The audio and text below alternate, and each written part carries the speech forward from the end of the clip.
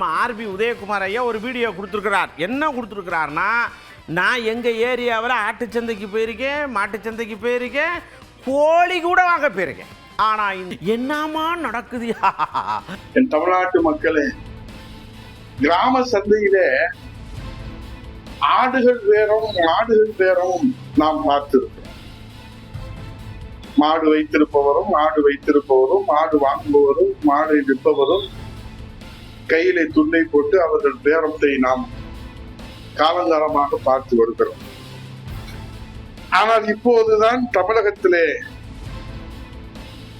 அரியணையை காப்பாற்ற விஜய் நடத்துகிற ஆள் பேரம் நமக்கு அதிர்ச்சியை தருகிறது. சுருக்கமாக சொன்னால், தமிழ்நாட்டு மக்களின் அடிவயிறு பற்றி எரிகிறது இந்த ஆள் பேர அரசியல்